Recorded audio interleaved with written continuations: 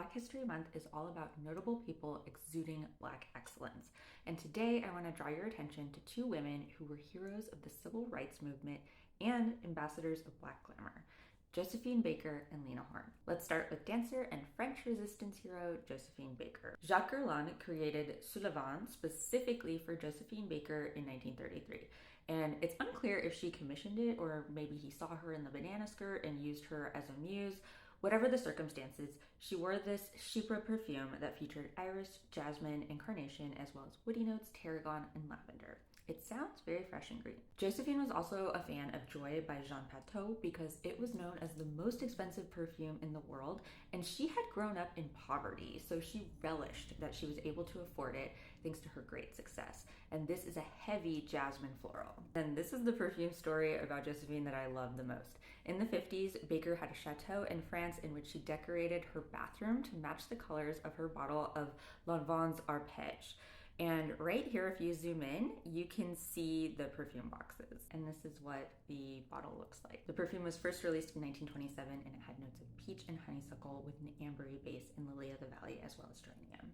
Last, I did a whole podcast series in 2019 about Josephine Baker and her animals, most notably her diamond-colored cheetah, Chiquita, but she also had a pig named Albert, whom she allegedly sprayed Worth's Je Revion, which looks like this, and it had citrus top notes, violet, and another ambery base. Unclear if she was trying to make Albert smell better or if she just wanted him to be an expensive pig. Diva behavior regardless. Josephine also was one of the first celebrities to lend her name to beauty products with her line of tanning oils and hair gels, and they were called Baker Fix and Baker Oil, respectively. And here is an assortment of some of her products. These were all featured in a museum exhibit in, I believe, 2022.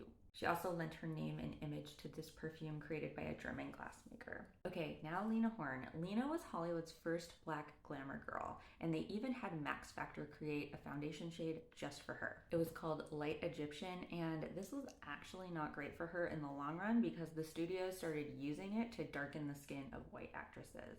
So thanks to that casual racism, delighted to tell you that in the late 50s and early 1960s, Lena started her own line of beauty products called Lena Horne Cosmetics. It included mascara, lipstick, perfume, eyeshadow, and nail polish in addition to foundation. And two known perfumes from the line were Silver Sheen and Personally Yours.